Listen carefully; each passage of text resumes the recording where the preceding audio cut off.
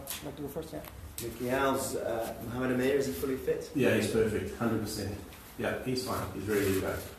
Despite not taking out that last practice match, you're confident he's got enough favours under his belt? Yeah, we just sent him out. It was his rotation. You know, Abbas sat out the first game. Hassan sat out the second game, so he sat out the third. Mickey, Azhar got runs in the last game, and Asad got a 50 up in Malahide as well. It's come off the bat of some fairly lean form for both of them. How worried are you about those two not, having maybe more runs under the belt this season? No, I'm not worried at all about them. They're quality players. Their records speak for themselves. They've got very good test records. They roll up. They're big match players. They're fine, and they're all batting really well at the moment. You know, they're getting stuck in. Nets were challenging today, which was good, and the guys stuck it out really well. So I'm confident that they'll deliver for us. Nicky, how vulnerable do you think this England team is? A slightly sort of new dawn for them in terms of the new selection. A couple of you facing the team, but you must fancy your chances. England are always good. Yeah, in their home conditions, England are a different team to England abroad. So, to be honest, we're just worrying about ourselves. We're a very young Test cricket team at the moment, and we've changed the brand. We've changed the way we want to play. We've gone 5 batsmen, 5 bowlers. We're just looking to build. We've got a lot of young players who we want to give a lot of experience to. So our focus has just been on ourselves really. Yeah, we've had a look at obviously Butler, and I think he adds an attacking side to England. But our focus is very firmly on us and us doing our basics 100%.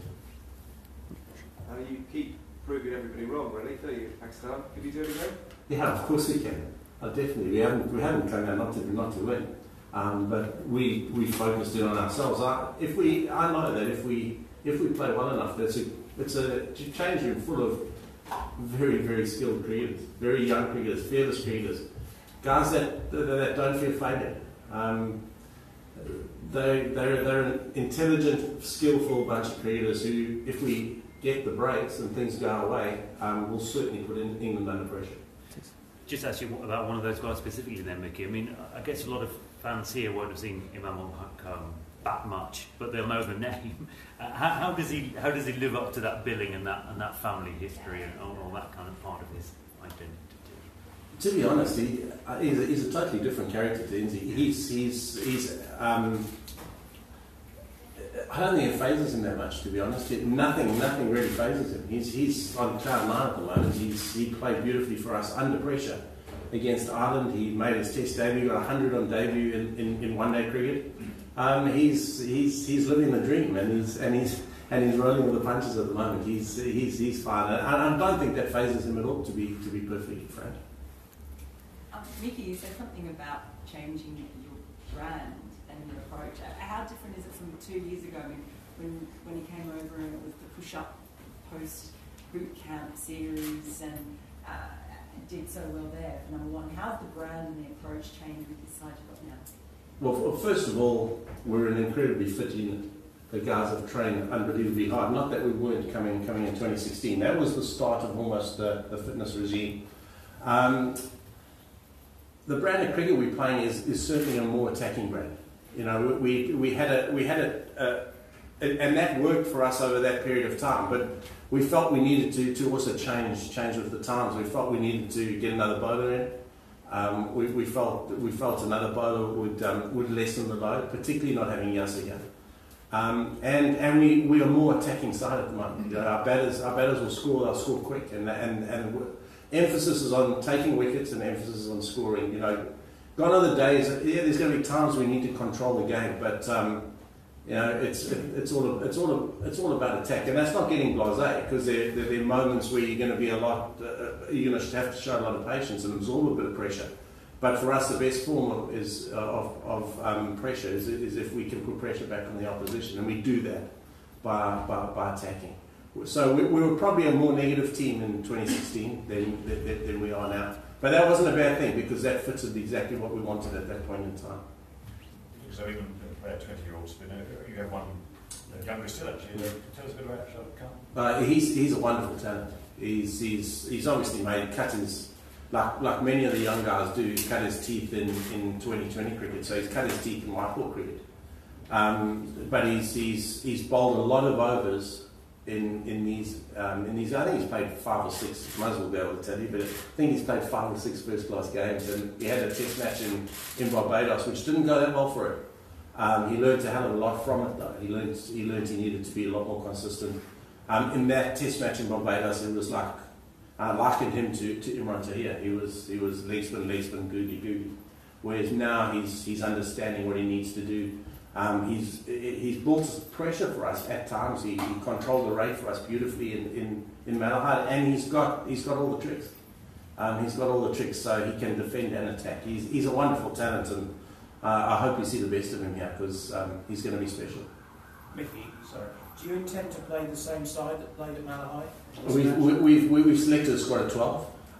So Hassan Ali is in that 12. We'll make a decision tomorrow whether we go with Rahat or whether we go with Hassan.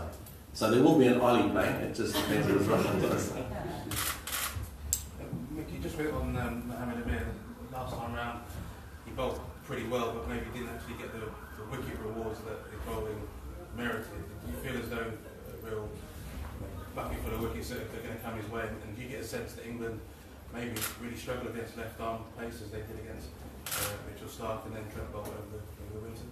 I do, and I think Mohamed Amir is the finest exponent of pace and swing when he gets it 100% right. We've sat it out. I think it was used the other day, but we've used that style that Trent Bolt bowled in Auckland, and we've had a look at his length. And the England batsmen then were on the back of a really tough winter for them, but. We've looked at that. We believe he bowls incredibly well at left-handers. There'll be 3 left-handers in the top 4.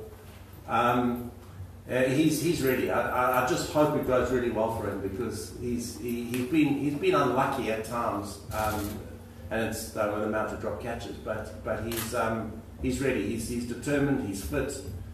He's strong. He's excited. He's in a very good place at the moment. So I just hope it goes really well for him. Mickey, you spoke a little bit about Shadab earlier. How much of a relief and a godsend is having 2 guys? I know they've only played 1 test, but Fahim and Shadab, they change potentially the nature of your lineup completely. Exactly right, and the good thing about it is Shadab bats, and he's shown us that, and I think he'll develop into a genuine all-rounder. I think his batting will develop. It puts a lot of pressure on Yasser when we only play 1 spinner now, which is not a bad thing. He needed somebody to keep putting pressure on him.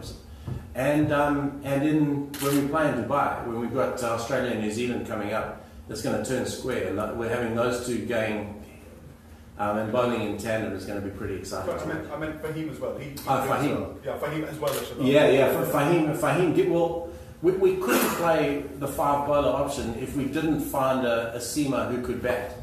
So Fahim's got a way to go with his batting. We've got to polish it just a little bit. He needs to work a little bit on his defence, but he's exciting and he can do it. And he played under pressure, played very well. And he's just a happy-go-lucky, very jovial guy. And I'm not sure he feels pressure. He played exceptionally well there for us. And outside of the subcontinent or our conditions, we can't play the 5-5 if we haven't got a seam bowler all-rounder. So he's the one that we've groomed into that role, and he's the one we're going to keep working with. Mickey, talking about Shadab, don't you think he's bowling too quick for a leg spinner?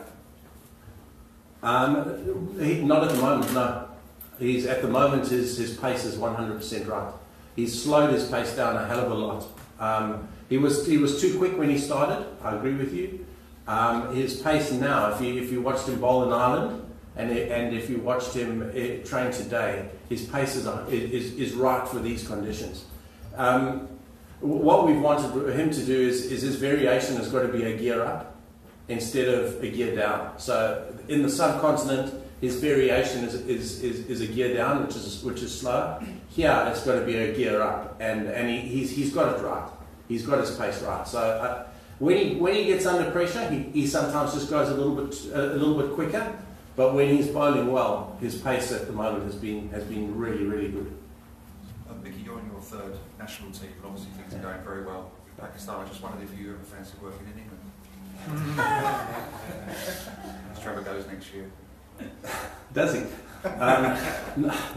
No, I'm very happy with doing exactly that. And I'd like to keep going with Pakistan for as long as they will have me, because it's unfinished business for us at the moment, and this is a very young cricket team.